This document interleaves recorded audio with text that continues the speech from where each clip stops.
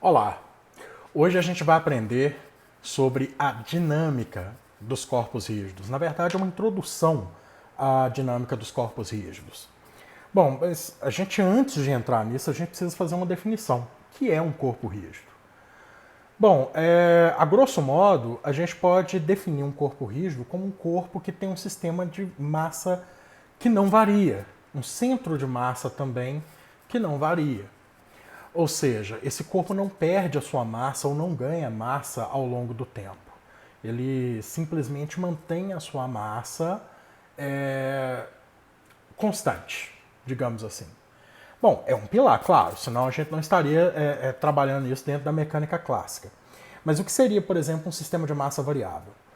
A gente pode pensar, sei lá, numa caixa d'água vazando. Né? A água vai saindo, vai perdendo massa, essa massa vai variando.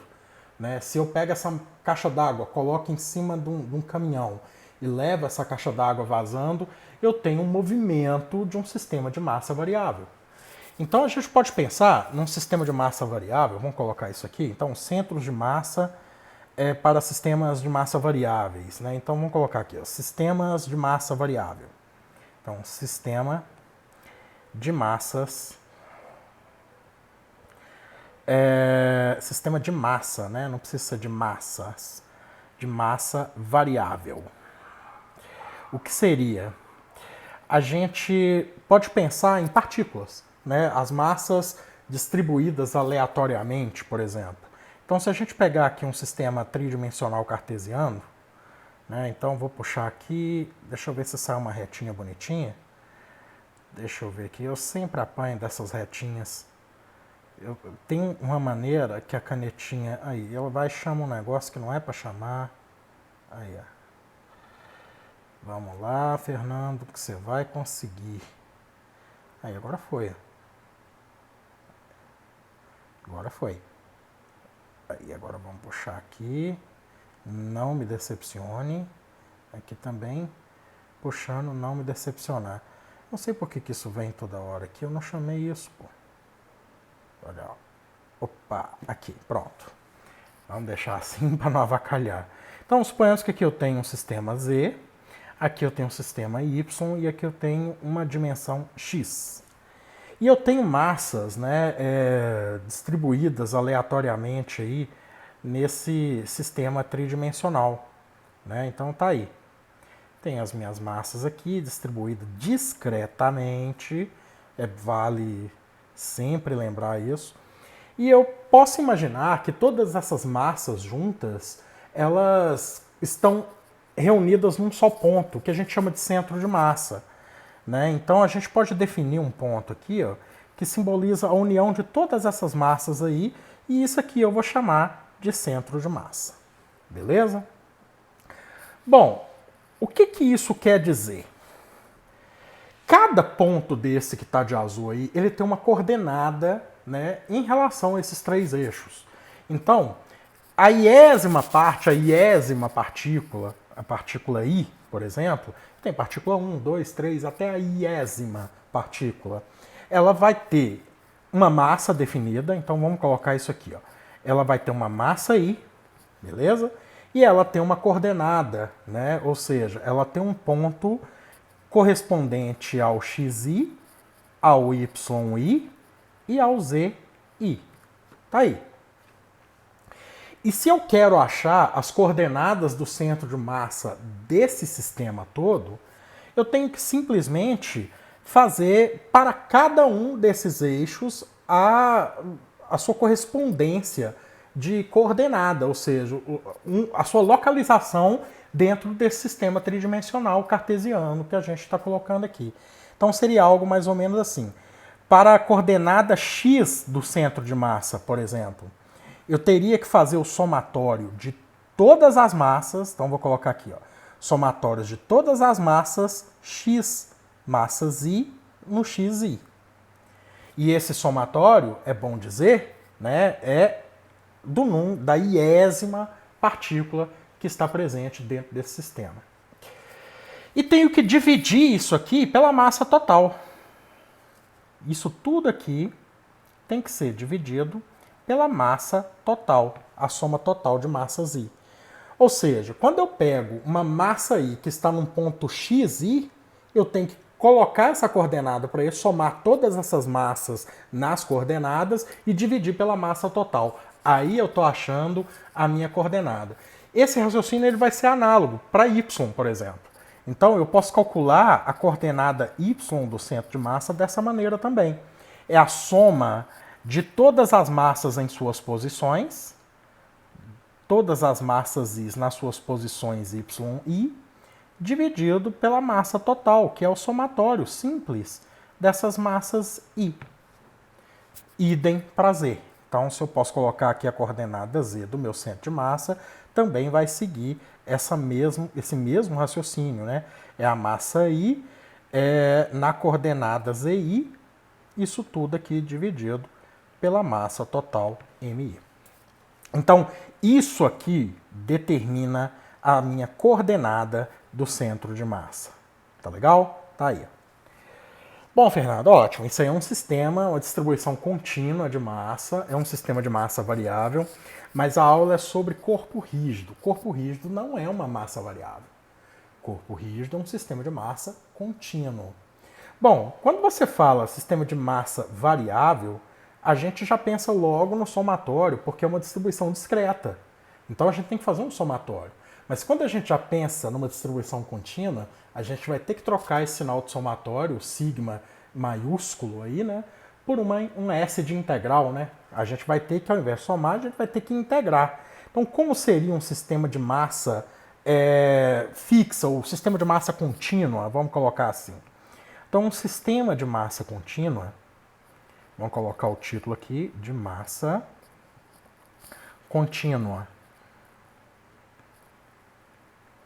Ele atua da seguinte forma. Eu vou pegar essas mesmas coordenadas aqui, a minha coordenada Z está aqui, a minha coordenada Y e a minha coordenada X está aqui, só que eu não chamei isso vai me incomodar a aula inteira. Quanto você quer apostar? Olha aí. Ei, meu Deus do céu, hoje é dia. Ainda saiu torto o traço ali. Ah, tá bom, mas eu prefiro do que ficar voltando aquele negócio ali toda hora. Então tá aqui meu eixo Z, meu eixo Y e meu eixo X. Só que aqui, ao invés de eu ter essa distribuição de partículas igual eu tinha aqui em cima, eu vou ter um corpo delimitado. Então eu teria um corpo aqui, por exemplo, assim, ó, não importa a forma desse corpo, mas ele está aqui. Enxergue isso como um sólido, tá? Então ó, a gente está colocando em 3 dimensões, a gente vai ter que fazer isso como um sólido, beleza? E o que eu faço? Eu vou ter que achar a massa de pequenos quadradinhos desse sólido. Então a primeira coisa que eu vou ter que fazer é achar um diferencial de massa para esse sólido aí. E como é que eu acho esse diferencial? Simples. Eu vou ter que simplesmente pegar um quadradinho que seja de todo esse sólido. Eu vou fazendo devagar aqui para ficar caprichado, porque depois vocês vão querer essas notas de aula aí, né? Então, pode ser que vocês queiram isso aqui e o negócio tem que estar legível para todo mundo, né? Então, eu vou fazer uma diferenciação aqui em questão de massa para esse corpo. Ó. Olha aí para você ver o tanto de quadradinho que está aparecendo. É como se eu estivesse separando cada partícula que esteja preso a esse corpo aqui. Esse traço aqui saiu muito torto. Deixa eu consertar ele. E vamos dar continuidade aqui. Pronto, estou terminando aqui. Aí eu pego uma enésima parte desse corpo que está aqui, ó. Então eu posso chegar aqui e pegar esse quadradinho que está aqui, por exemplo. Isso aqui é um diferencial de massa. Ótimo, maravilhoso. Se a função agora, se você trocou uma distribuição discreta de massa por uma distribuição contínua, o que você tem como obrigatoriedade é pegar esse somatório de massas que a gente trabalhou aqui em cima, né, e transformar ele numa integral. Ou seja, ao invés de fazer um sigma, eu vou ter que colocar um sinal de integração aqui nessa diferenciação de massa. E isso aqui vai dar a massa total do sistema. Beleza? Então, como é que eu faço para achar a minha coordenada do centro de massa disso aí? Onde que vai estar o meu centro de massa? Bom, não sei. Eu sei que, pela forma do corpo, intuitivamente, eu acho que é uma coisa que está mais ou menos aqui, né? Esse é o centro de massa do meu corpo. Então, como é que eu vou calcular esse centro de massa? Eu não posso mais usar o meu sigma, eu vou ter que usar, então, a minha integral. E para isso, para calcular o x do centro de massa, é uma forma muito simples. Eu vou simplesmente botar a soma inteira, igual eu fiz aqui, ó. Eu somei MIXI e dividi pela massa total, não é isso? Ó? MIXI e dividi pela massa total I. Não foi isso que eu fiz? Eu vou fazer uma coisa idêntica aqui. Eu vou pegar esse diferencial de massa aqui para x, ou seja, eu vou fazer essa integral apenas para x nesse diferencial de massa e dividir pela massa total. Tá aí. Só que nos livros você vai encontrar escrito dessa forma aqui, ó. Então deixa eu só apagar aqui, ó. Você vai encontrar essa massa, como essa massa ela não é integrável, ela é uma constante, ela já pula para fora da integral. 1 sobre m, integral de x dm. Tá aí. E de maneira análoga eu vou pensar para y e para z, né, do centro de massa. Ou seja, se a distribuição contínua de massa para y vai ser 1 sobre m, a integral aqui da coordenada y dm, e se eu for pensar para z, a coordenada do centro de massa de z vai ser 1 sobre m, a integral da coordenada z dm. Beleza? Bom, mas aí eu pego esse corpo e vou andar com ele. Vou tirar ele da condição de repouso e botar ele na condição de movimento. Não interessa se esse movimento é acelerado ou não é. Tá, eu só quero tirar ele do repouso e dar ele uma certa velocidade para que ele ganhe movimento. O que isso vai acontecer? Bom, se ele ganha movimento, então vamos colocar como título aqui, movimento do centro de massa. Né? Movimento do centro de massa, do CM, tá aí. Esse movimento do centro de massa, na verdade, ele está ganhando uma quantidade de movimento, né? E se ele está ganhando uma quantidade de movimento, ele tem uma coisa que a gente chama de momento. Mas calma lá, pera lá, a gente não vai passar o carro na frente dos bois, não. A gente precisa primeiro definir de onde que isso está vindo. Então, se eu pego aqui, igual eu fiz aqui em cima, se eu peguei a massa e multipliquei e coloquei ela numa coordenada massa vezes a posição, seja para x, seja para x aqui, ó, seja para y, ou seja para z, eu posso simplesmente pensar na seguinte alternativa. A massa 1, né, vamos chamar agora de massa 1. Se eu peguei essa parte aqui, eu vou enumerá-las agora. Massa 1 vezes a coordenada do x1, mais a massa 2 vezes a coordenada do x2, mais a massa 3 e por aí vai, né? Mais e etc. Isso aqui tem que ser igual a massa total, né, vezes a coordenada do centro de massa. Beleza? Se eu fizer a derivada disso, eu estou simplesmente fazendo o seguinte, ó. A massa vezes a derivada de x sem m em relação ao tempo, eu vou simplesmente ter como m1 d1x dx1 dt mais m2 dx2 dt mais m3 dx3 dt e por aí vai. Olha lá. Isso aqui, meus amigos, é o que eu chamo de momento. Esse cara aqui, ó, é o momento. Deixa eu só achurar ele de uma maneira mais adequada, né? Isso aqui é o momento. Ó. Isso aqui é o momento pesão, então vou até manter aqui o verde, né? Isso aqui é o momentum do centro de massa, beleza?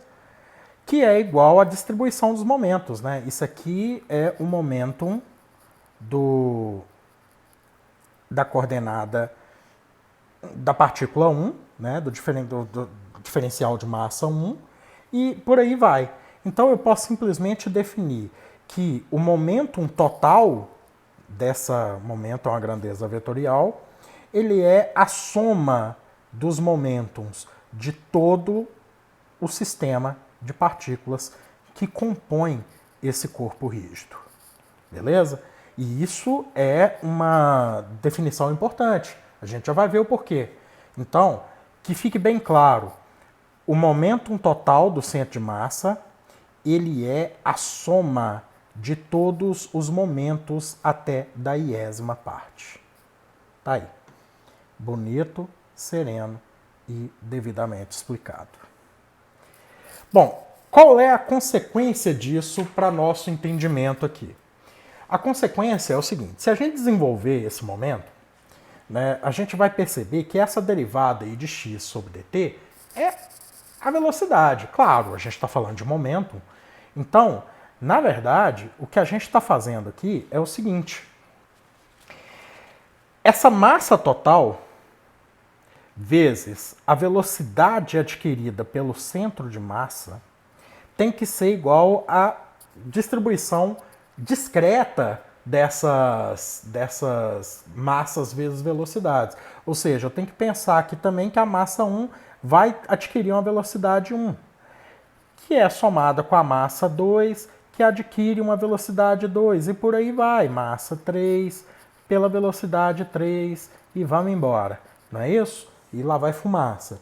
Então, se eu quiser, por exemplo, calcular a velocidade pura e simples disso aqui, eu posso dar uma definição legal. A velocidade do centro de massa nada mais é do que a soma de todas as massas da iésima massa, né? Estou fazendo uma soma até a iésima parte, da iésima massa, vezes a velocidade iésima dessa partícula também. Isso tudo aqui dividido pela massa total. Tá aí. Ou seja, se eu quiser calcular a minha velocidade do centro de massa de uma forma bem simples, com uma definição que você não vai ter nenhum problema em enxergar, né, isso na sua cabeça, na sua ideia, vai ser dessa forma. Mas eu também posso desenvolver mais, né? Se eu fizer agora a derivada dessa velocidade, eu vou achar a aceleração. Não é isso que a gente aprendeu lá no nosso cálculo, né? No nosso cálculo 1 e nos fundamentos de mecânica, no seu ciclo básico? Então aqui não será diferente. Se eu fizer aqui agora a derivada disso tudo aqui, então vamos copiar isso aqui para não ficar escrevendo isso toda hora. Se eu fizer a derivada desse cara aqui, ó, pronto, botei ele aqui, ó. Vou botar aqui um negócio novo. Vamos lá, um negócio pretinho aqui. E se eu agora fizer a derivada, se bem que eu acho que eu vou ter que escrever esse negócio todo de novo, porque eu vou ter que enfiar um D aqui. Então não foi boa ideia copiar agora não. Vocês me desculpem aí. Então vamos lá. Se eu fizer a massa vezes a derivada da velocidade do centro de massa em relação ao tempo, isso aqui vai ser a massa 1 vezes a derivada da velocidade 1 dt, mais a massa 2 vezes a derivada de V2 dt, mais a massa 3 vezes a derivada da velocidade 3 dt e por aí vai. Isso a gente conhece como aceleração. E qual a consequência disso? Olha, a massa vezes a aceleração, massa vezes a aceleração do centro de massa, isso aqui tem que ser igual à soma de todas as massas vezes as acelerações que tem aqui. Ou seja, mais massa vezes aceleração, pela segunda lei de Newton, é força, né? Então, isso aqui é o somatório de todas as forças no meu sistema aí. Beleza, pessoal? Olha, isso é maravilhoso. Por quê? Porque eu tenho uma comprovação, uma outra maneira de comprovar aqui a eficácia da segunda lei de Newton num sistema mecânico clássico, né? Então a gente pode pensar nisso aí da seguinte forma, que a gente aprende desde lá do ensino médio e talvez no seu ciclo básico do seu curso de exatas aí, eu não sei qual é o curso que você está fazendo, se é uma engenharia, se é uma física, né, se é uma matemática, não interessa. o que interessa é que você deve ter tido uma física básica. Você estudou, sei lá, no seu livro do Halliday, ou no livro do C. Zemansky, ou não interessa, no Moisés, né? Que as forças internas, essa força iésima que eu estou me referindo aqui, ó, essa iésima força que eu estou me referindo aqui, é a iésima força da iésima partícula que está aqui. Beleza? Então, o que acontece? As forças que estão ali são forças internas. Pensa bem nisso. Então, a gente pode definir isso da seguinte maneira. Deixa eu trocar a cor da canetinha, vou colocar de roxo, porque é muito importante isso. Essas forças, vamos colocar assim, forças, elas são internas, elas podem ser internas e externas. Então, vamos colocar aqui, ó, forças internas, que é esse caso que eu acabei de falar aqui agora, e as forças externas. Quando que eu tenho forças internas e externas? Vocês já sabem do seguinte. Você não consegue se erguer puxando o próprio cabelo. Por quê? Você mesmo está fazendo força no seu cabelo. Você não vai sair do lugar. Por quê? Porque a soma das forças internas não altera a quantidade de movimento da partícula. Beleza? A soma de todas as forças internas que estão aqui mantém esse cara aqui constante. Ó. Então não vai alterar. Agora, se chegar uma outra pessoa e te puxar pelo cabelo, você sai daí. Bom, depende dessa pessoa também, né? E isso quer dizer o quê? O agente externo altera a quantidade de movimento de uma partícula. Ele altera o momento, né, da partícula, ou do sistema, ou do corpo rígido, né, seja lá o que for. Então, que isso tem que ficar claro na cabeça de vocês. Quando a gente fala em quantidade de movimento, na verdade, aqui eu estou querendo mais me referir a momento, tá? É porque talvez as pessoas ainda não se acostumaram com essa nova grandeza, que é o momento.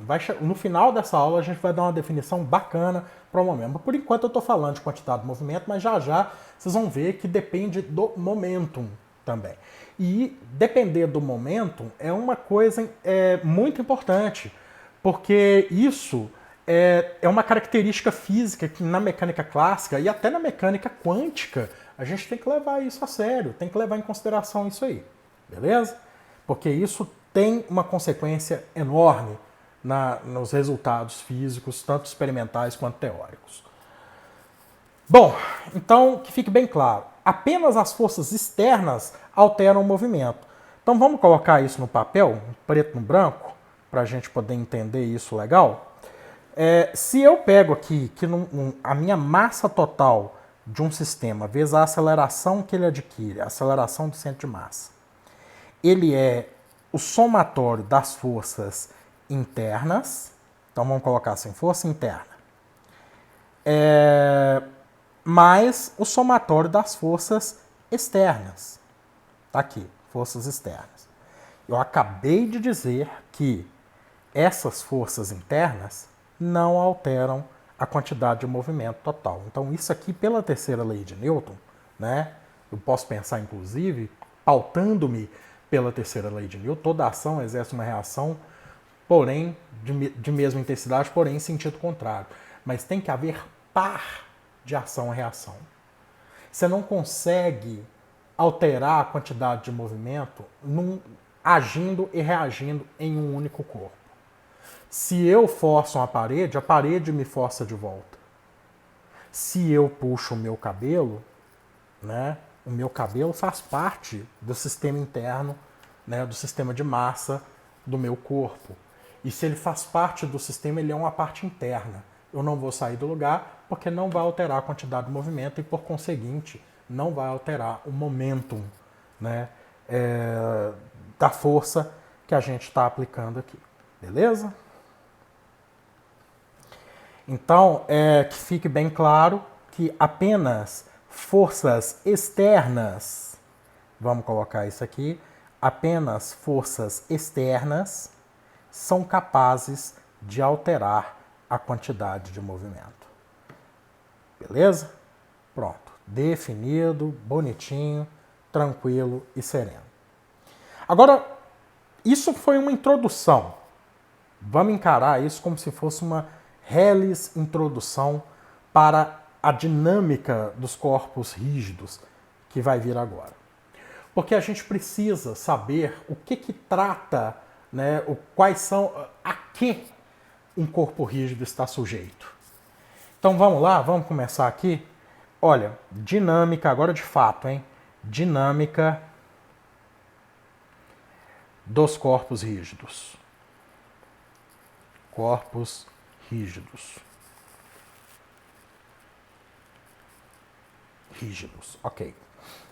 Bom, nós vimos aqui em cima que eu posso ter um sistema discreto, que é esse aqui, e um sistema contínuo, que é esse que está logo aí abaixo, onde eu tenho o meu corpo rígido. É nesse corpo rígido que eu vou trabalhar. Só que eu vou colocar uma versão mais simplificada dele aqui para a gente poder fazer umas contas em cima. Então suponhamos que eu tenho um corpo qualquer aqui. Então eu vou desenhar um corpo aqui com uma forma bastante fácil de lidar. E eu tenho um eixo de origem. E eu vou rotacionar esse corpo aqui, ó, em torno do seu eixo. Beleza? Então é isso que eu vou fazer. Eu tenho um eixo aqui e vou rotacionar esse corpo. Tô fazendo sombra ali. É porque eu estou gravando essa aula à noite, que é o único horário que eu tenho silêncio para isso, né? Mas só para vocês terem ideia do que eu estou fazendo. Então eu tenho um eixo aqui. Eu já vou desenhá-lo aqui. Ô meu filho. Eu já vou desenhá-lo aqui. Tá aqui. Aqui ele tá, passa aqui por dentro, pá, e ele está rotacionando aqui, nesse sentido, beleza? Bom, eu vou escolher um ponto qualquer, tá aqui, ó, nesse corpo. Deixa eu só escolher um ponto mais abaixo ali, porque vai ficar mais conveniente para mim aqui, beleza. Aqui, então, eu tenho um ponto P, que eu não sei qual é. Ele tem uma distância, agora eu já vou mudar a cor da canetinha aqui. Ele tem uma distância dessa origem, que está aqui, é lógico, eu escolhi convenientemente essa origem aqui. Essa distância aqui, na verdade, eu vou chamar de R, beleza? E isso aqui é denotado por um vetor, que eu estou chamando de Rzinho. Tá aí, bonitinho, tranquilo e sereno. Que mais que eu posso colocar aí? Já que ele está rotacionando, vamos colocar tudo aquilo que diz respeito a movimentos rotatórios, né? Ele tem uma velocidade linear naquele ponto ali que tangencia a trajetória. Ou seja, se depois de um certo tempo t, né, vamos colocar assim, ó, passou um intervalo aí, um diferencial de tempo t. Aí depois desse intervalo de tempo t, esse corpo rotacionou e esse ponto tá aqui, ó. Beleza? Então o corpo deu uma rotacionada aqui. Deixa eu só tentar colocar a sombra desse corpo aqui agora, só para vocês entenderem que ele deu uma rotacionada, beleza? E veio parar aqui. Ele abriu, na verdade, aqui, ó, deixa eu dar um zoom aqui, ó. Eu vou tirar esse R aqui para não embananar, tá, pessoal? Deixa eu colocar ele aqui embaixo, que agora nós vamos precisar ter muita cautela no que nós estamos fazendo aqui. Então, ó, tá aqui o R, tá aqui só para denotar que isso aqui é um vetor. Na hora que a gente dá o zoom que a gente vê que o negócio está lambão, mas tudo bem. Aqui, então, a gente percebe que abriu-se um ângulo e esse ângulo aqui é um ângulo θ. Tá meio toscão esse θ aí, mas vou tentar fazer ele aqui, porque na hora que eu voltar ao tamanho normal da figura, vocês vão entender do que se trata. Eu sei que nisso aí também existe uma aceleração centrípeta. Vamos colocar mais coisas aí, ó. Existe uma aceleração centrípeta que está aqui, ó. Beleza, ó. Isso aqui é a minha aceleração centrípeta. Beleza. Eu sei que tem um vetor velocidade angular, que é dado pela regra da mão direita. Como é que funciona essa regra da mão direita? A rotação está aqui o eixo, e a rotação aconteceu assim. Então, esse é o sentido da rotação. O vetor velocidade angular é o meu dedão aqui, ó. Beleza? Então, aqui eu terei o meu vetor velocidade angular. Eu vou colocar de laranja para ficar mais bonitinho. Então, aqui, ó, tá o meu vetor, e esse vetor aqui é o vetor velocidade angular. O que mais que eu posso colocar aqui, que eu possa me lembrar? Tem o θ, o dt, o r, a velocidade, o ômega. Bom, agora está na hora da gente fazer algumas considerações algébricas a respeito disso aí. Por quê, Fernando? Olha só. Quando eu vou até manter o laranja aqui pelo seguinte. Quando eu quero calcular essa velocidade angular, esse ômega, ele, na verdade, ele mede o quanto de ângulo você abriu em um determinado intervalo de tempo. Intervalo de tempo esse dado por dt. Então, na verdade, esse ômega ele é a variação do ângulo em função da variação do tempo. Beleza, pessoal? Bom, isso aqui então tá claro, simples e sereno para vocês. Vocês conhecem isso também desde lá da sua física básica. Todo mundo sabe disso. Pelo menos espero que você saiba. Eu tenho uma aceleração angular também, porque esse ângulo, eu não falei se ele está abrindo a uma velocidade constante, a uma taxa de variação constante, ou não. Ele pode estar abrindo uma taxa de variação variável. Ele abre pouco, depois abre muito, abre pouco, abre muito. Bom, se ele está numa taxa variável, ele tem uma aceleração angular. E essa aceleração angular, ela é dada pelo diferencial da velocidade angular em relação a esse tempo. Então eu posso definir que esse alfa, que eu vou chamar de aceleração angular, vai ser dado pelo diferencial do ômega em relação ao tempo. Beleza? Tá aí. Mais coisas que a gente pode fazer. Se esse corpo dá uma volta completa, ok? Se ele dá uma volta completa, ele abre um ângulo de 360 graus no intervalo de tempo t que a gente chama de período. Todo movimento que tem período, ele tem frequência. Você lembra lá do movimento circular? Mas isso aqui, suponhamos que ele não deu uma volta completa, ele abriu um ângulo, beleza? Então, a gente sabe do seguinte. Eu sei que se ele abrir uma volta completa, o meu ômega vai ser 2π sobre período, o tempo que ele gastou para dar essa volta completa, certo? E essa velocidade linear que está aqui, vou colocar ela de vermelho aqui, eu tinha colocado, eu acho que eu tinha apagado ela, né?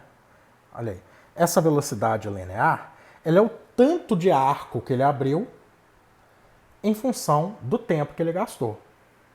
Então, se eu der uma volta completa, ele vai dar, essa velocidade seria o quê? Distância sobre tempo, não é isso?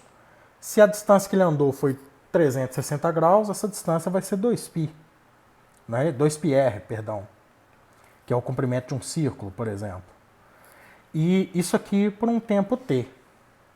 Mas olha só, 2π sobre t é o que eu chamo de ômega. Beleza? Então eu posso falar que V é igual a ômega vezes R. Mas cuidado com essa ordem, tá? Aqui agora a gente não pode mais fazer como se a gente estivesse no ensino médio. Então é de mais bom tom que a gente coloque R vezes ômega. Ah, mas essa ordem importa? Importa, porque nós estamos fazendo agora uma multiplicação vetorial. E isso tem importância. Você que já fez aula de geometria analítica e álgebra linear, você sabe que isso pode alterar. Então a gente agora vai manter a ordem como se deve, tá? Então, fique bem claro isso para vocês aí, que esse ômega aí, ele partiu desse desenvolvimento que a gente acabou de fazer aqui, ó.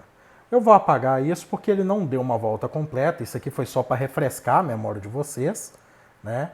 E para vocês não acharem que eu tirei isso aqui da cartola, né? Eu simplesmente eu tirei isso aí dessa relação que eu acabei de voltar com ela aí e apagar de novo. Beleza? Então deixa eu só colocar esse V igual a ômega R aqui em cima, só para organizar nosso raciocínio. Bom, e esse V tem um outro porém, tá, pessoal? Esse V, eu estou preocupado com o módulo dele, tá? E é RW.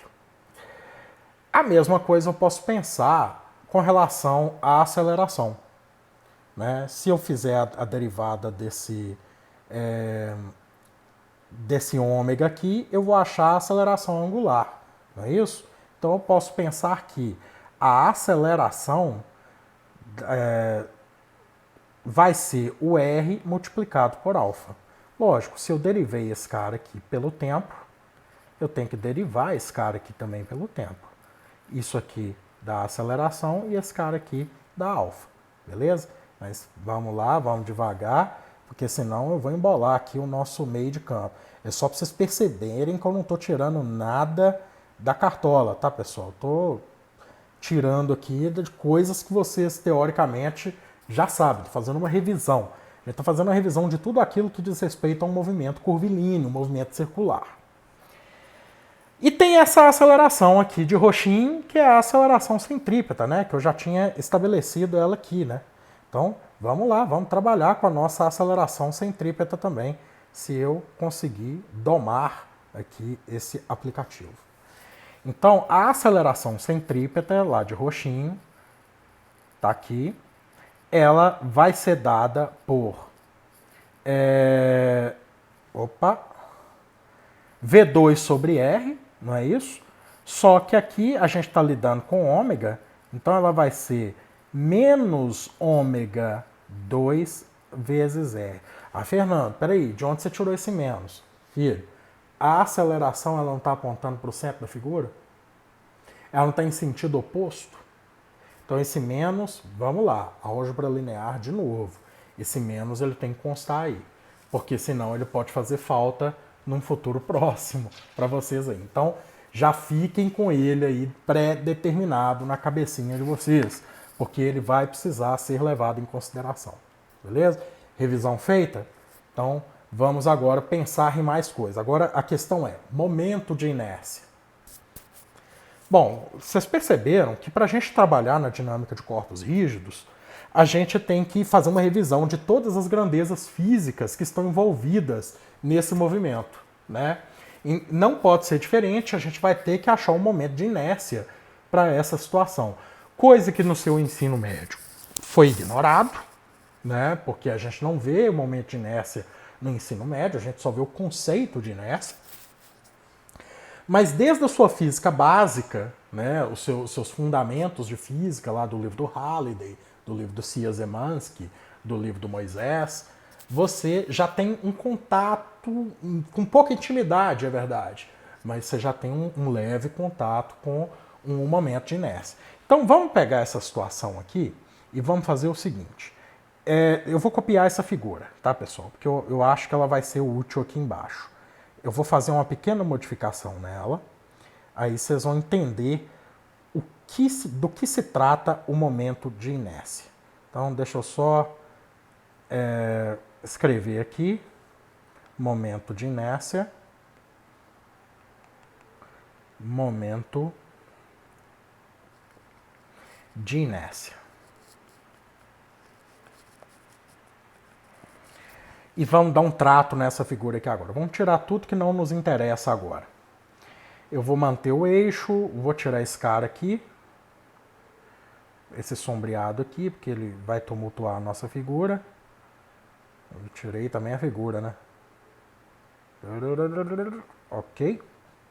Vou tirar esses caras aqui também. Eu vou manter esse V. Mas vou tirar o aceleração centrípeta, vou manter o R.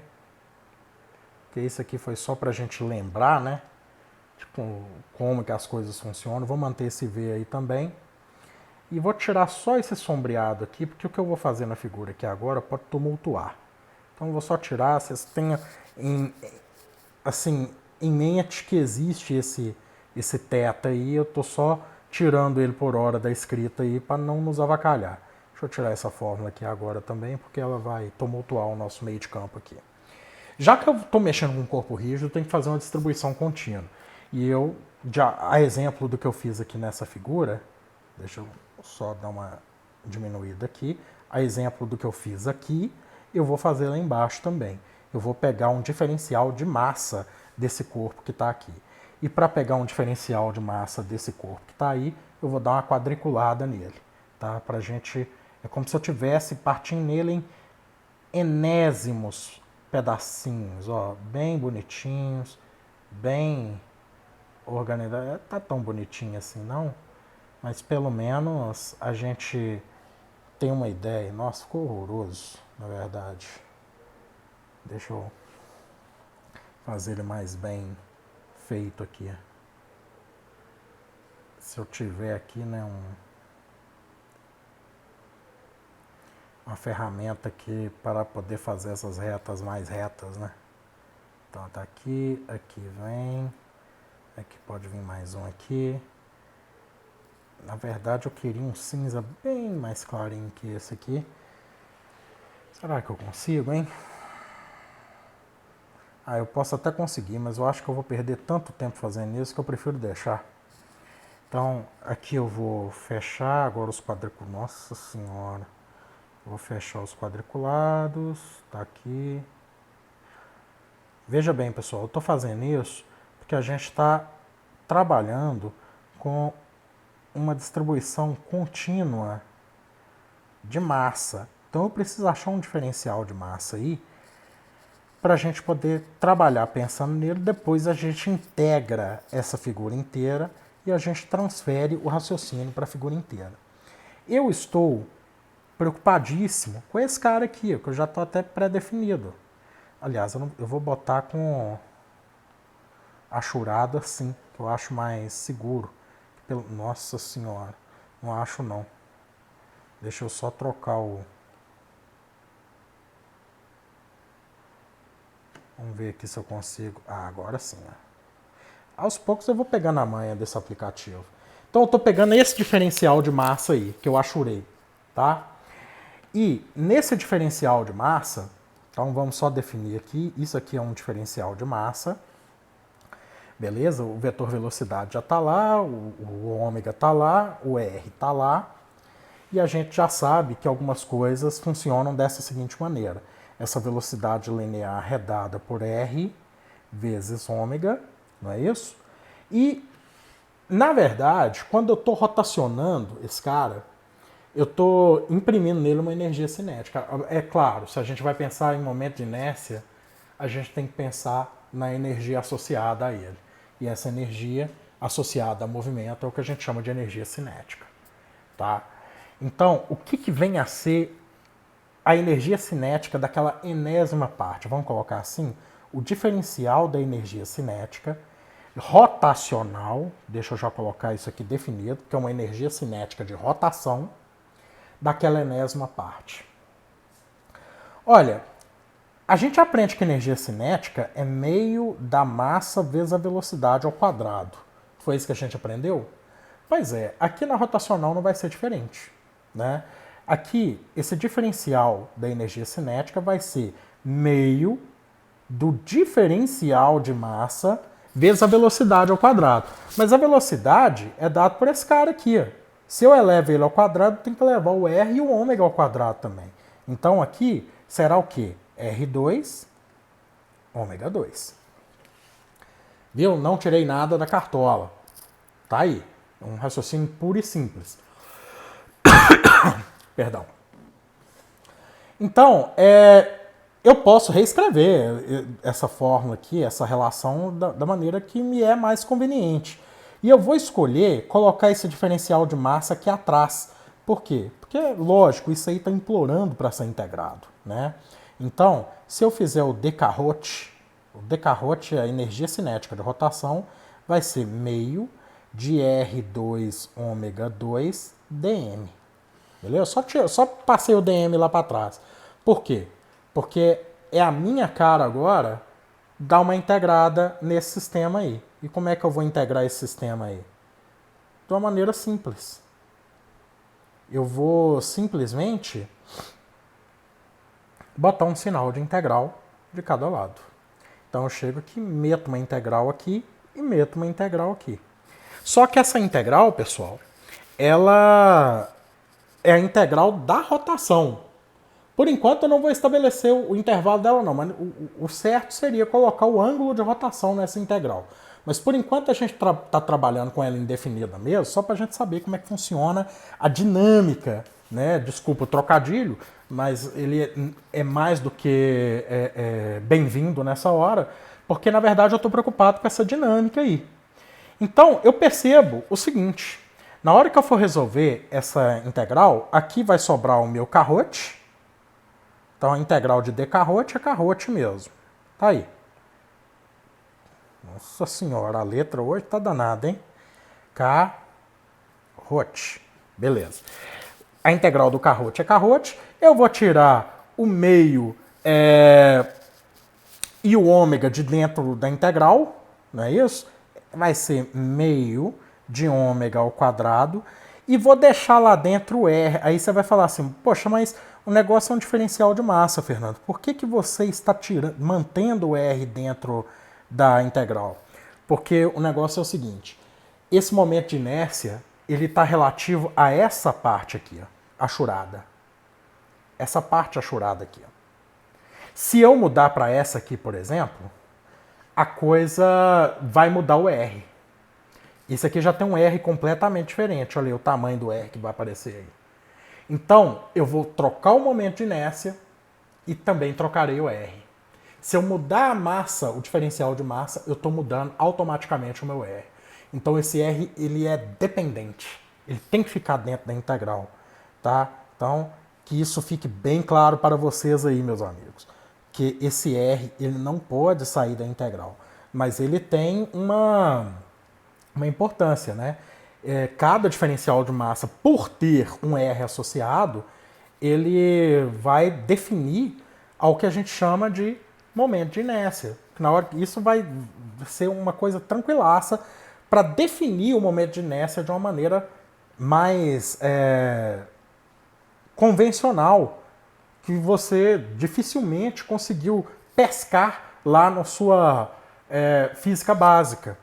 Porque isso aqui, esse cara que eu estou achurando aqui de amarelo, deixa eu só trocar aqui o tamanho da ponta da canetinha.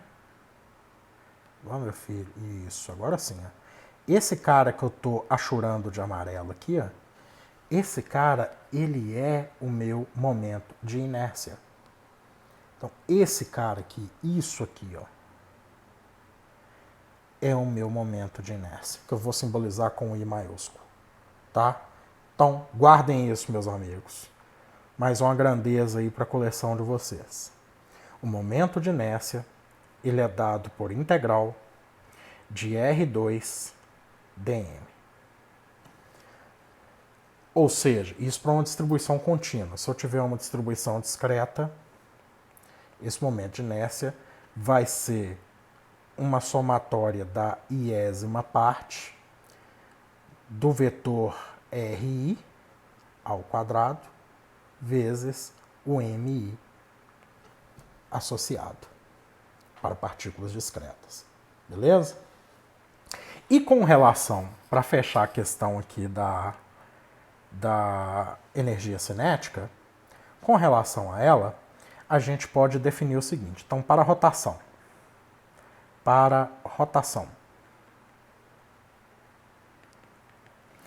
nós temos a energia cinética rotacional, Carrot, que é esse que a gente acabou de calcular, e ele é dado por meio de ômega 2, e isso aqui nós estamos chamando de I, né? Então é o momento de inércia. E nós temos o movimento, aí a energia cinética que vocês conhecem lá, a velha conhecida de vocês, né? Essa energia cinética aqui ela vai ganhar um nome pomposo, energia cinética translacional. Beleza? E ela é dada por meio da massa total, do centro de massa, não é isso? Vezes a velocidade linear dela ao quadrado. Beleza, pessoal? Bom, Fernando, você falou aí de momento de inércia, você falou aí de energia cinética de rotação, energia cinética de translação. Mas bora aplicar isso no exemplo, porque também ficar só nesse negócio aí teórico, uma hora a gente tem que aplicar. Então bora aplicar essa coisa aí e vamos ver o que dá. Então vamos pegar uns exemplos aí com figuras manjadas que tem dentro dos livros, textos de vocês. Uma delas é o anel. Vou tentar desenhar um anel aqui.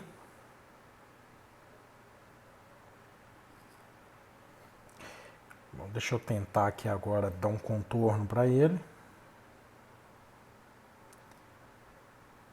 tá saindo meio torto, mas eu acho que vai servir para ilustrar bem. Esse é um anel.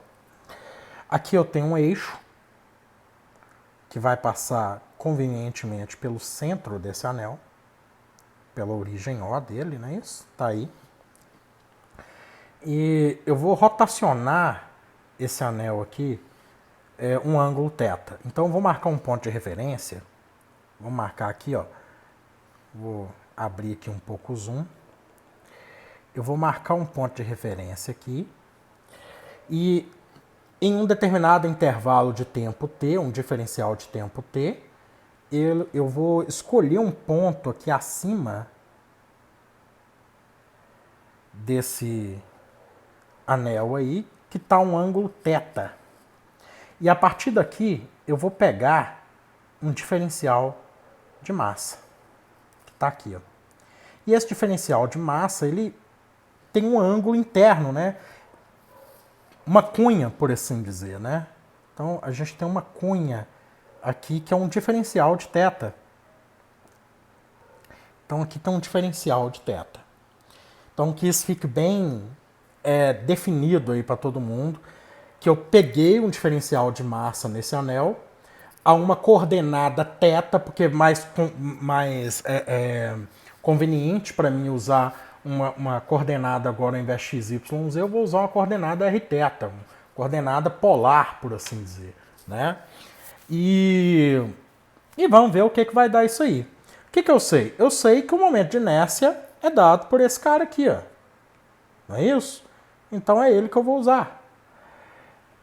Faz de conta que nesse desenho aqui, ó, vocês estejam vendo algo mais ou menos assim, tá? Eu vou fazer um zoom aqui, porque eu acho que não ficou legal isso aqui. É como se eu estivesse pegando um anel. Então tá aqui passando um anel. Eu peguei um diferencial aqui de massa dele, que está aqui. Não é isso? Ele está a um ponto de uma origem aqui. Essa origem, claro, levando-se em conta um ângulo de 90 graus. Então ele se encontra a um ângulo θ acima desse plano da origem. E ele abriu uma cunha aqui que eu estou chamando de diferencial de θ. Tá? Só para definir, porque eu acho que aquilo não ficou claro ali para todo mundo. Então a gente tem que ir com bastante critério nisso aí. O que é esse diferencial de massa aqui, na verdade? Esse diferencial de massa ele é calculado da seguinte maneira. Ele é a massa total dividido pelo comprimento do anel. O comprimento é 2πr. Então vamos ver. A massa total dividido pelo comprimento do anel. E esse anel ele tem um raio rão. Se a gente olhar aqui direitinho, deixa eu trocar a cor da canetinha, botar um verde clarinho aqui, ó, ele tem um raio R. Tá? Isso aqui só para deixar claro de onde que eu estou tirando esse R maiúsculo aí. Que mais? E como eu estou levando em consideração o arco esse arco aqui, ó, como é que eu calculo um arco geometricamente? R vezes o diferencial de θ. A cunha que ele abriu, esse cara aqui, ó, que ele abriu, vezes o R que está aqui. Beleza?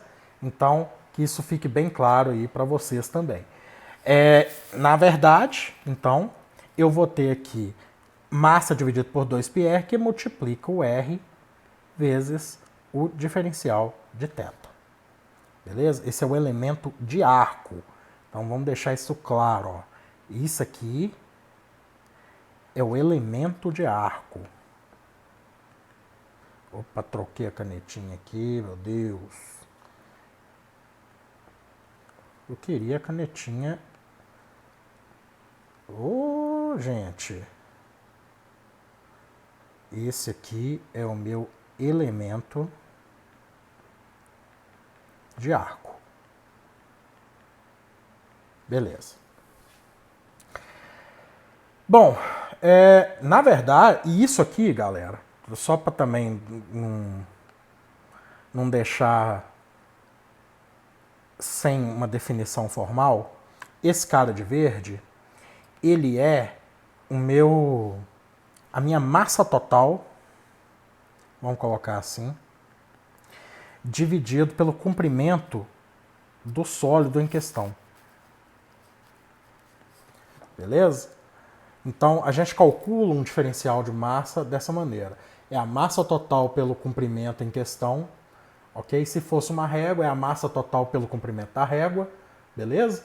E como aqui eu escolhi as coordenadas r θ, ali é o meu elemento de arco, né? Ou seja, r vezes θ, vai me dar o arco. Vamos dar continuidade. Agora é calcular o momento de inércia. Bora calcular, vou de azul. O momento de inércia, como a gente já pré-determinou, ele é calculado da seguinte maneira. Deixa eu só colocar no vídeo ali para ver se está legal. O momento de inércia, ele é dado por a integral, que vai, nesse caso aqui, tá? De 0 até 2π, do R2 diferencial de massa. Mas vem cá, esse R2 que está ali, ele é o R, o meu R do anel. Ele é o Rão do anel. Então eu já posso ser mais veiaco. Já venho aqui, ó, e já coloco o meu R aqui como se fosse o R maiúsculo. E o diferencial de massa é isso que a gente acabou de deduzir ali. Então basta substituir. Vamos fazer isso? Então, ó, passar aqui só da quebra de página, tá? Esse momento de inércia vai ser dado por integral que vai de 0 a 2π, porque é o anel inteiro, que vai de R2, aqui, dm é emão sobre 2πr, isso tudo aqui que multiplica R d θ. Bom, eu posso cortar esse R ao quadrado aqui com R aqui embaixo e vai sobrar aqui, simplesmente vai sobrar mr2. Por que mr2? O m vai sair fora da integral. E na hora que eu fizer a integral de dθ, vai dar θ, então vai dar 2π menos 0, e esse 2π vai cortar com 2π ali de baixo. Então vai sobrar ali, na verdade, só o mr2. E tá aí. Esse é o momento de inércia do meu anel. Momento de inércia, um anel com esse eixo que passa pelo centro do anel, beleza? Porque se mudar o eixo também muda o momento de inércia. A gente vai ver isso mais para frente. Vai ser dado por mr2. Tranquilo, sereno, sem maiores delongas. Tá aí. Bom, eu falei que a gente tem que fazer uns exemplos aqui bem manjados. E onde tem anel, tem disco, tá? E a gente vai pegar o disco com um gancho desse anel, né? Como se fosse um gancho desse anel. Então vai ser uma coisa mais tranquila até de ser trabalhada. Então vamos lá, o exemplo do disco agora. Disco. Eu vou pegar agora um disco, tá aí. Esse disco, tá? Deixa eu só desenhar ele aqui, para ele ficar mais ou menos bonitinho. Acho que dá para engolir, né? Tá aí, aqui tá o eixo, aqui, opa, aqui que tinha que ser pontilhado, né, Fernando? Aqui vai contínuo.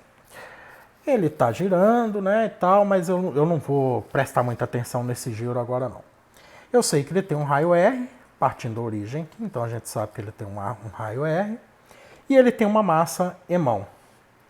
Agora, eu vou pegar esse disco que está assim em perspectiva e colocar ele assim. Então, a gente está enxergando ele de cima. E o eixo está aqui, ó, passando certinho aqui no seu raio R. É como se eu estivesse enxergando diversos anéis aqui, ó. Então, é como se eu estivesse enxergando um anel aqui. Eu vou pegar um anel aqui para análise e depois eu estendo isso para um anéis circuncêntricos nesse disco para cobrir todo esse disco de uma vez.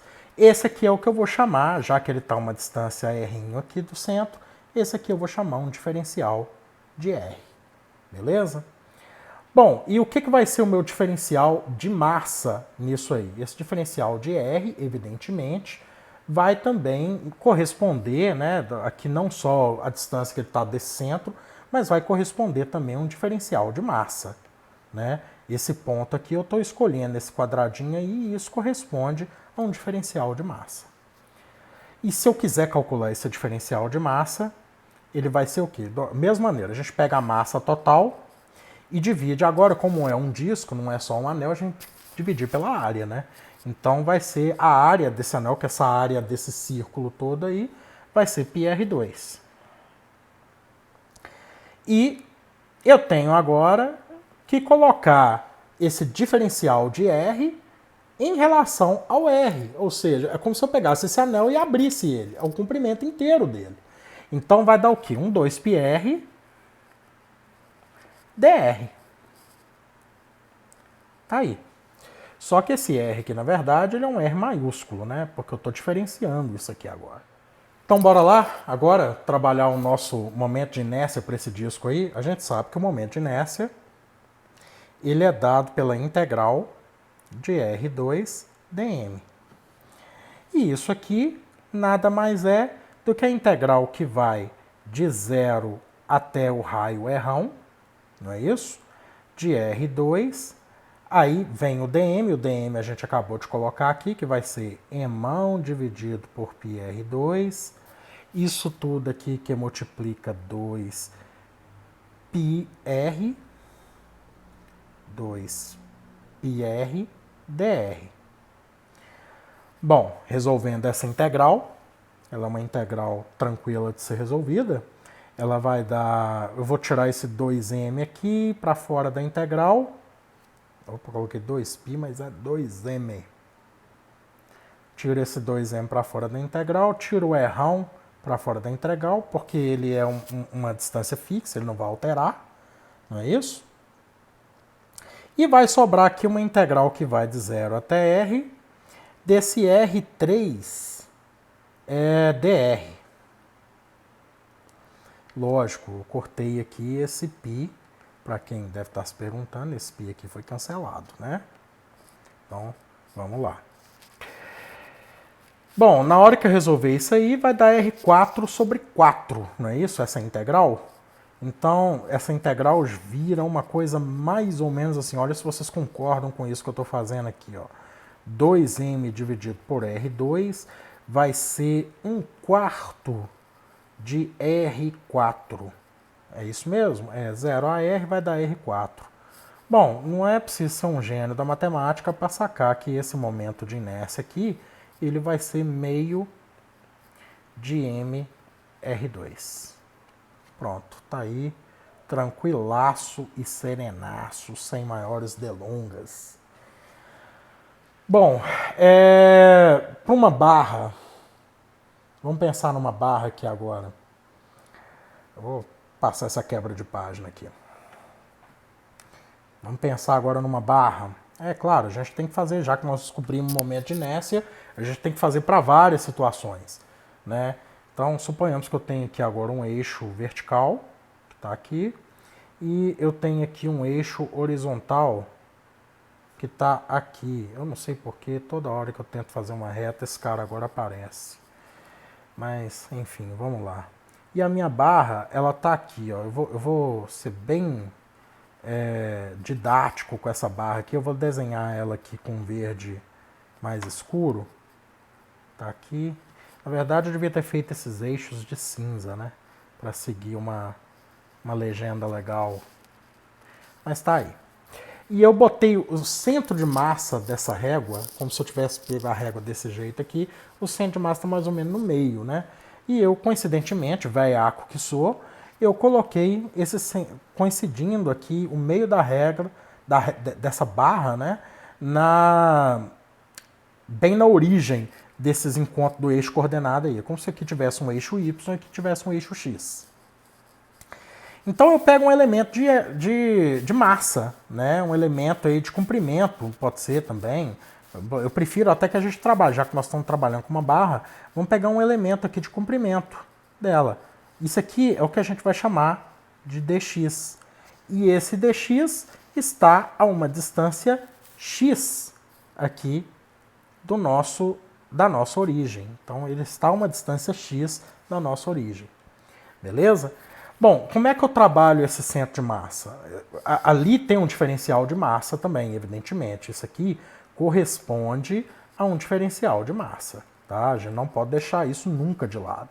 Então, para calcular esse diferencial de massa, eu tenho que pegar a massa inteira dessa barra e dividir pelo comprimento dela. E isso aqui num diferencial de comprimento que eu estou chamando carinhosamente de dx. Bom, tá definido o meu DM? Tá. Tem mais alguma coisa para mexer nele? Não. Então bora para o momento de inércia. Vou trocar a cor da canetinha e vamos para o momento de inércia. Vamos de azul. O momento de inércia ele vai ser dado por a integral de R2 dm, mas o R aqui no caso é a distância x. Lógico, eu vou trocar R2 por x2. x2 dm. Tá aí. Uma vez que eu coloco x2 dm, agora eu vou simplesmente montar a minha integral. Montando a minha integral, eu vou ter aqui o seguinte. Essa integral, como eu peguei ela bem no meio aqui, isso aqui é L sobre 2. Olha aqui, ó, L sobre 2. E aqui também é L sobre 2. Por isso que eu fui veiaco colocando lá. Porque essa integral, ela tem que ir de menos L sobre 2 até mais L sobre 2. Tá? Desse x2 vezes o dm. Mas o dm é m sobre L dx. Beleza? Bom, não é uma integral difícil de ser resolvida, né? A gente vai simplesmente separar aqui as variáveis, vão tirar o m e o l para fora da integral. O momento de inércia vai ser m sobre L fora da integral, que multiplica a integral que vai de menos L2 até mais L2. Isso aqui que vai ser x2 dx. Esse x2, claro, vai virar x3 sobre 3. Não é isso? Na hora que eu colocar esse L2, vocês podem fazer as contas aí, eu já vou colocar o resultado aqui. Isso aqui vai dar 1/12 de m vezes L ao quadrado. Tá? Esse é um momento de inércia associado a uma barra cujo centro da barra está coincidindo com a origem de um sistema cartesiano. Tá aí. Sem choro e nem vela. Eu posso pegar essa barra, tá aqui, né, o meu centro cartesiano, eu posso chegar essa barra e colocar ela aqui, a origem aqui, ó, tá? Então vamos fazer isso? Porque às vezes a pessoa, não, mas faz mais um exemplo da barra aí. Então eu vou colocar essa barra aqui e vou colocar agora uma situação onde ela coincida a ponta da barra com a origem. Então, um exemplo 2 aqui, ó, barra de novo. Aí aqui eu vou montar a minha origem, tá aqui. Só que agora eu vou colocar a minha barra coincidindo a origem aqui, ó. Aí, o que vai mudar, na verdade, pessoal, é só o intervalo de integração. Então ela tem um comprimento L, claro. Eu vou simplesmente pegar todo aquele aparato que eu fiz ali em cima, então acho que eu não vou nem escrever ele de novo, não. Tá? É só para mostrar o que vai mudar de fato aqui. Eu vou pegar essa mesma fórmula da integral que nós colocamos aqui e vou mudar apenas o intervalo de integração. Então, isso aqui vai virar o quê? Vai virar isso aqui, ó. Deixa eu só dar uma consertada aqui. Ao invés de eu ter mais L sobre 2 aqui, eu vou de 0 a L. Pronto. Coisa simples e serena de ser feita. Na hora que vocês fizerem essa integral aí, vocês vão achar aí uma coisa mais ou menos assim, ó. I vai ser igual a 1/3 de m sobre L vezes L3. Tá? Então, a integral vai dar isso aí. Posso cortar isso aqui com isso aqui. E vai ser 1/3 de m L2. Pronto. Tá aí. Barra resolvida também em duas situações. Beleza, pessoal? Bom, existem outras figuras que são manjadas dentro da física que requer que você saiba o momento de inércia delas. Eu vou só colocá-las aqui, só vocês podem fazer como um treinamento em casa, né? Desde que vocês usem sempre essa integral R2dm, né? Para determinar o momento de inércia. Mas existe o caso da esfera, né? Então a gente pode pegar aqui, por exemplo, esfera. vocês podem pegar uma esfera onde o eixo passa em qualquer ponto no centro dessa esfera. Nossa, ficou horroroso isso, hein? Que é isso? Então, vou tentar desenhar uma esfera aqui. Esse aplicativo ele tem um negócio de sua figura verométrica, mas eu acho que eu vou perder tanto tempo procurando esse aplicativo que eu prefiro fazer o tortão assim mesmo. Se vocês não se importam, depois eu vou procurar ele para poder adiantar meu meio de campo aqui. Bom, essa esfera, evidentemente, ela tem um raio R, ok? E o momento de inércia associado a ela vai ser 2/5 de mR2. Então, o momento de inércia associado a ela, 2/5 da massa total da esfera, vezes o R2 aí. Esse mesmo anel que a gente trabalhou aqui, ao invés do eixo passar pelo centro do anel, a gente pode pegar o anel assim, passar o eixo dentro dele assim, ó, beleza? E fazer como que ele vai ter um momento de inércia associado. Eu posso ter o anel assim, com o eixo passando assim, ou eu posso ter o anel assim, com o eixo passando dessa maneira. Isso vai modificar o momento de inércia desse anel, tá? Então, eu posso colocar assim um anel em pé, enviesado ou seccionado, né? Vamos colocar assim, um anel seccionado, secção de anel, secção transversal, vamos colocar assim para ficar bem bonito, transversal do anel, secção transversal do anel. Então é como se eu tivesse o meu anel aqui. Tá aqui bonitinho. Tá? E o meu eixo tá passando aqui, ó. Beleza? E ele, momento de inércia associado nessa situação vai ser meio de mR2. Beleza? E uma parada de sucesso também, junto com esse estudo da mecânica clássica, é um cilindro. Né? Então, um cilindro, ele também tem um momento de inércia associado a ele. Nossa senhora, hoje tá difícil. O desenho hoje tá custando a sair. Ah, vai assim mesmo, vocês entenderam. Tá aqui um cilindro. E o eixo passando aqui. Claro que pode ter o eixo enviesando o cilindro aqui de outra maneira, assim, por exemplo. Tá? Mas aí depois vocês olham no livro aí, se vocês tiverem curiosidade, porque senão a gente também não consegue andar com essa aula, né? A gente precisa terminar essa aula, na verdade, que ela já está para lá de longa. Aqui, então, nós temos um momento de inércia associado aqui, como sendo meio de mR2 também, tá? A massa total do cilindro vezes R ao quadrado. Beleza, pessoal? Agora, para fechar essa aula, a gente precisa ver uma última grandeza para a gente entender bem a dinâmica de corpo rígido. É a grandeza chamada torque, tá? Bom, o torque também é uma novidade, porque você raramente vê ele no seu ensino médio, por exemplo. Você vai ver ele com mais propriedade, com mais intimidade no ensino superior. Então, aqui nós vamos dar uma destrinchada nele quando se trata de um corpo rígido. Então vamos colocar assim, ó, forças e torques. Por quê? O torque, na verdade, ele define que a maneira... Não basta só você aplicar uma força para rotacionar um corpo. A maneira e a direção, a orientação dessa força, ela tem influência no momento de inércia que você vai adquirir. Beleza? Então, vamos colocar aqui forças e torques. Eu vou pegar o meu corpo qualquer, igual eu peguei lá em cima.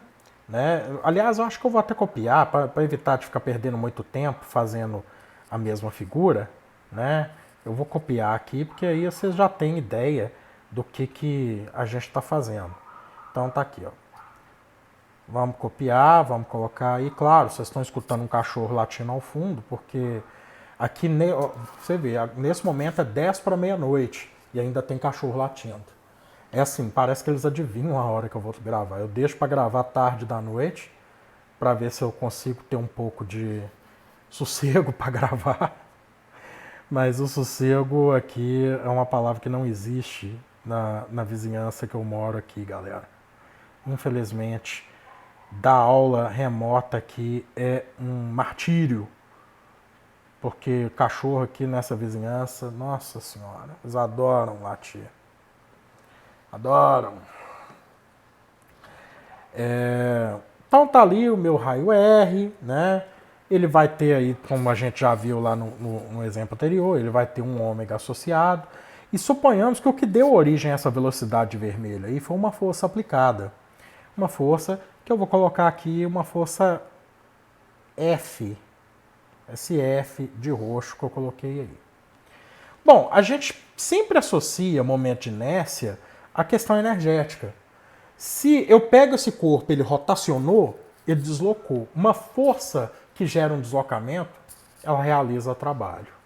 Então, também não é novidade para ninguém que o diferencial de energia, ou seja, da variação de energia, no caso, né, que a gente vai chamar de trabalho, o diferencial de trabalho, ele é dado pela força F num diferencial de deslocamento S. Então, suponhamos que na hora que eu rotacionei esse corpo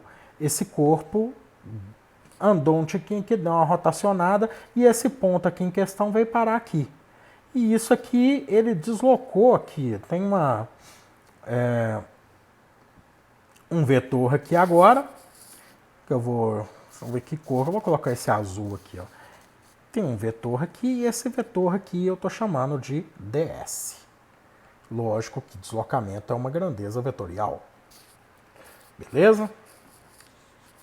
Então, voltemos aqui ao nosso roxinho.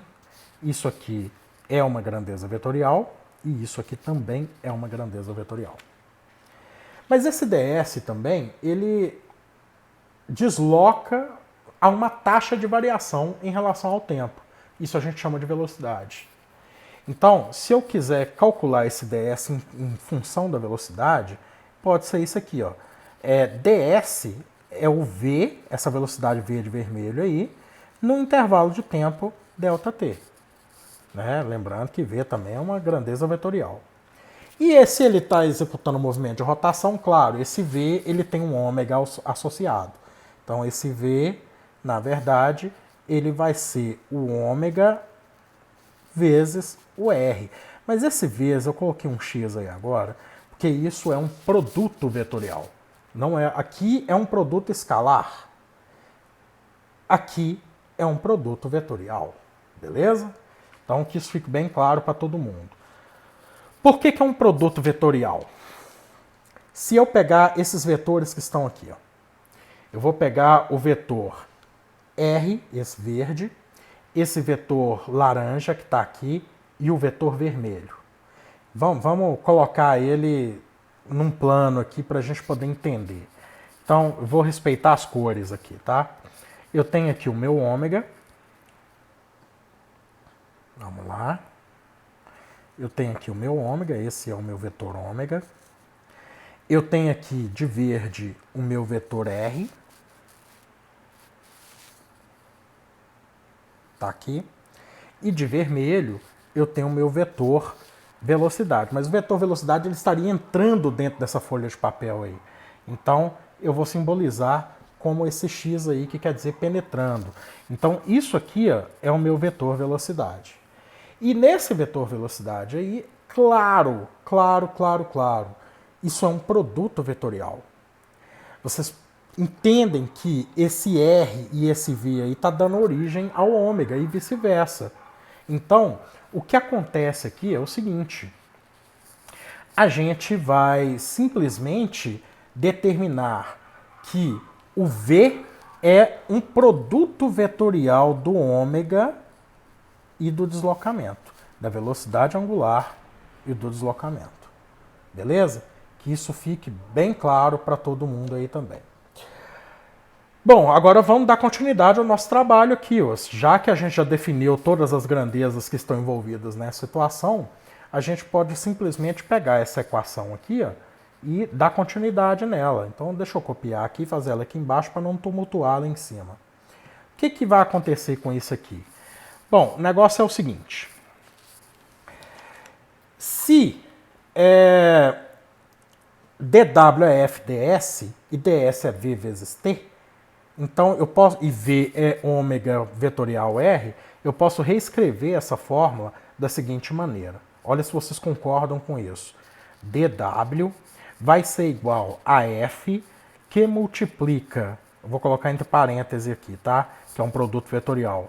Ômega vetorial R que multiplica dt. Beleza. Se eu pegar esse dt e botar ele aqui embaixo, isso vira potência, não é? Por quê? Variação do trabalho sobre tempo, a gente chama isso carinhosamente de potência.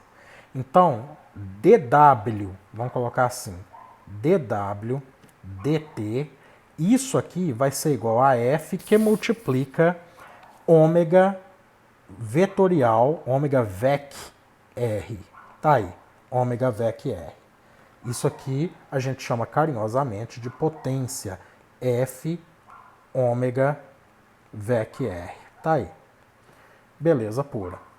Claro que o cachorro não para, o cachorro tá insano, o cachorro tá neurótico, latindo à meia-noite, 11h56. Maravilhoso, hoje a noite promete. Bom, eu não poderia deixar de notar que isso aqui, galera, pode sofrer uma diferença. Já que todo mundo aqui é vetorial, né? Porque o F aqui, eu esqueci de botar a notação de vetor aqui, mas esse F é vetorial. E se esse F é vetorial, eu posso tocar ele dentro daquele produto ali também, que aí não vai alterar, né? Então, eu posso tirar o ômega e reescrever essa fórmula da potência, né? Isso aqui, lembrando que isso é potência, pot. Eu vou ter que isso aqui vai ser ômega que multiplica R vezes F, pode ser? R vec F. Por que R vec F? Porque isso aqui vai ganhar um nome especial. Isso aqui nós vamos chamar carinhosamente de torque. Isso aqui é o meu torque. Esse torque, então, o negócio é o seguinte. Vamos simbolizar ele pela letra tal. Né? Então, o meu torque aqui, na verdade, ele é uma grandeza vetorial, a gente não pode esquecer disso. Claro, ele é um produto vetorial dá um vetor. Vai ser aqui R vezes vec F, não é isso? Tá aí. Olha só, qual que é a importância do torque? O torque é aquilo que eu falei antes. Ele vai determinar de que maneira, qual a orientação dessa força em relação ao ponto de origem que ele vai rotacionar. Ou seja, eu posso rotacionar essa caneta aqui da seguinte maneira. Eu posso aplicar uma força aqui, como eu posso aplicar uma força aqui. Dependendo do tamanho do R, o meu torque vai ser maior ou menor. Tá legal? Ou seja, o torque, ele depende do ponto de aplicação dessa força, da maneira que ela está sendo aplicada. Beleza? Bom, prazer, esse é o torque. Agora, a gente tem que voltar à nossa fórmula ali da potência. Né? Eu posso reescrever minha fórmula da potência, então, da seguinte maneira. Vou colocar uma seta aqui, siga a seta. Pot, potência, vai ser o ômega que multiplica agora um produto escalar, o meu torque. Tá aí. Ok? Eu posso reescrever dessa forma também. Bom, mas a potência, ela também pode ser uma questão, pode ser levada em consideração em relação à energia cinética de rotação. Claro, né? A gente não pode deixar de lado que a energia cinética rotacional, ela está envolvida nessa situação. Né? A gente definiu ela aqui em cima. Tá aqui, ó.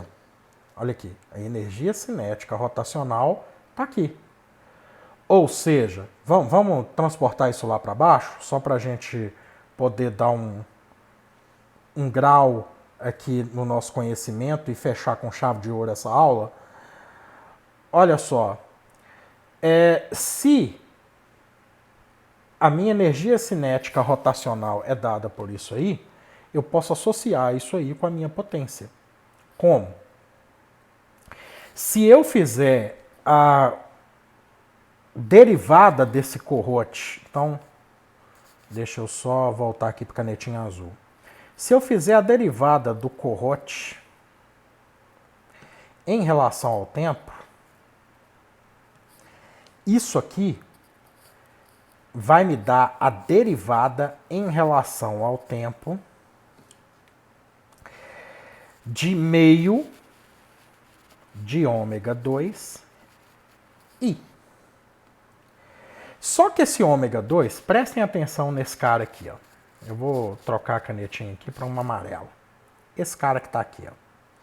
Esse ômega 2, na verdade, ele é, perdão aqui, esse ômega 2 aqui, na verdade, ele é ômega vezes ômega. Ele é um produto escalar dos ômegas.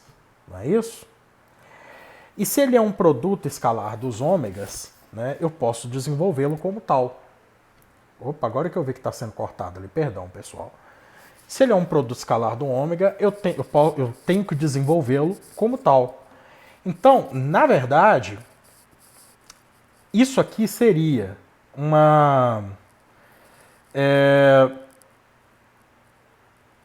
um I, né? Digamos assim, isso aqui vai virar, então, olha se vocês concordam com o que eu vou fazer. Um I que multiplica ômega vezes d ômega dt. Ok? O que eu estou fazendo, na verdade, é isso. D corrote dt eu posso colocá-lo dessa forma. Porque me é conveniente fazer isso, uma vez que eu tenho que associar esse corrote com o meu torque. Então, o meu torque, na verdade, então vamos colocar aqui só para fechar essa chave aqui. O meu torque, na verdade, ele vai ser o I que multiplica a derivada de ômega em relação ao tempo. Beleza? Olha, isso aqui tem uma utilidade tremenda, porque você pode fazer uma associação. Já que o torque é uma grandeza vetorial, né? Se eu fizer que o F é igual à massa total, porque a inércia está relacionada com a massa, né? O torque está relacionado com a força, e a derivada de ômega em relação ao tempo é o que a gente chama de aceleração angular, não é isso? Então, isso aqui pode ser, na verdade, descrito como um dv dt. Olha aí, isso aqui é uma associação diretíssima com a segunda lei de Newton. É uma boa maneira da gente poder definir isso. Então, a minha fórmula de torque, ela vai virar, deixa eu escolher o verde aqui de novo, ela pode ter uma maneira também de ser escrita como sendo o momento de inércia vezes a aceleração angular. Aí. Várias maneiras, várias saídas que você tem para poder resolver um exercício. Bom, essa aula de hoje ficou para lá de longa, isso foi apenas uma introdução à dinâmica de corpo rígido. Evidentemente tem mais coisas para a gente ver ao longo aí desse estudo, mas uma coisa eu quero que vocês guardem. Eu venho fazendo, deixa eu trocar a cor dessa canetinha aqui, ó. Eu venho fazendo derivadas em relação ao tempo de vários elementos aqui ao longo da nossa aula, não é isso? Bom, ali embaixo já pegamos um aqui e tal. Aqui em cima nós vamos ter também uma derivada em relação ao tempo de alguma coisa aqui. Né? Tá aí, ó, derivada em relação ao tempo, derivada em relação ao tempo e por aí vai. Olha, físico ele tem preguiça de escrever, galera, na verdade, tá? Então, para evitar de ficar escrevendo esse mundão de coisa, essa fórmula aqui, por exemplo, ela pode ser escrita como sendo ômega ponto. Toda vez que tiver um ômega ponto, é derivada de... Aliás, ômega ponto não, perdão. pode ser ômega igual a θ ponto. Toda vez que for um θ ponto, esse θ é a derivada desse θ em relação ao tempo. Beleza? Então aqui, por exemplo, esse ômega aqui que está sendo derivado em relação ao tempo, eu posso colocar aqui como se fosse ômega ponto. Ah, mas se for derivada segunda, por exemplo, eu tenho, vamos lá embaixo para não tumultuar a nossa figura lá em cima. Eu sei que muita gente vai querer aí imprimir essa aula. Se eu tenho que velocidade é igual a derivada da posição em relação ao tempo, isso aqui, na verdade, eu posso colocar aqui V é igual a x ponto. Se eu tenho que a aceleração é igual a derivada segunda de x em relação ao tempo, isso aqui, a aceleração, na verdade, é x dois pontos. Beleza? Ou, se você quiser, você pode colocar que a aceleração também é o v ponto. Se eu tenho aqui que a derivada de ômega em relação ao tempo, isso aqui, né? Então vamos colocar aqui, ó, derivada de ômega em relação ao tempo, que a gente chama de aceleração angular, não é isso? Ora, a minha aceleração angular nada mais é do que o ômega ponto.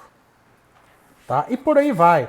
Toda vez que tiver algum símbolo com um ponto em cima, é a derivada em relação ao tempo. 2 pontos em cima, derivada segunda em relação ao tempo. Beleza, pessoal? Era só isso que eu queria dizer. E por hoje é só. Até a próxima aula.